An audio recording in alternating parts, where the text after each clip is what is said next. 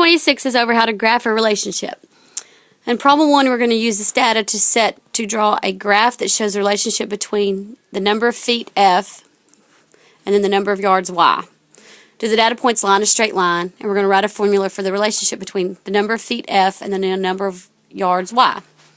First, we're going to label the graph, and we're going to write number of feet on the horizontal axis, which is right here, and then the number of yards on the vertical axis.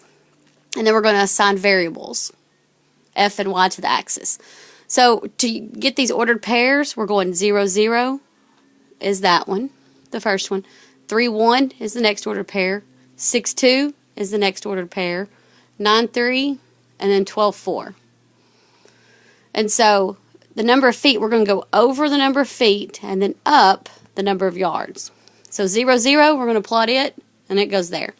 3, 1, we're going over 3 we're going over 3 yards and up 1 yard. 6, 2, we're going over 6 feet and up 2 yards. 9, 3, we're going over 9 feet and up to 3 yards. And then 12, 4, we're going over 12 feet and up to 4 yards. It says connect the data points to show there are values between the points. Do the data points lie on a straight line? And that is yes. Find the relationship between f and y. Find the pattern within the ordered pairs. To move from each number in the left column to the corresponding number in the right column, there is a division by 3. Use the symbols to write the relationship. And so your relationship is y equals f divided by 3, because there's your answer. F divided by 3. 0 divided by 3 is 0. 3 divided by 3 is 1. 6 divided by 3 is 2. 9 divided by 3 is 3. And 12 divided by 3 is 4.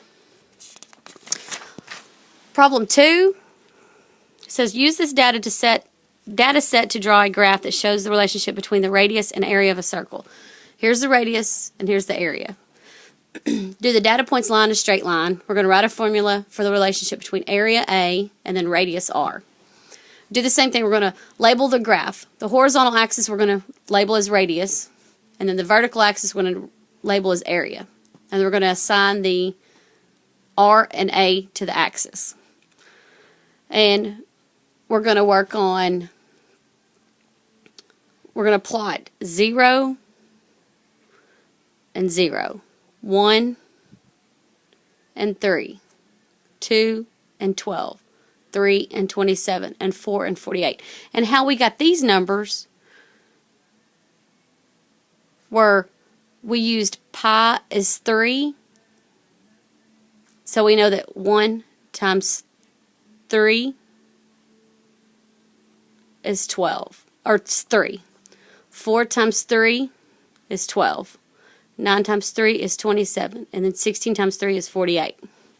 So the first one we're going to plot is 0 and 0. We did that. Next one is 1 and 3.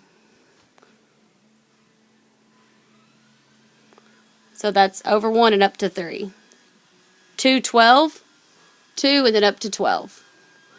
3, 27, we went 3 up to 27. The last one's 4 and 48.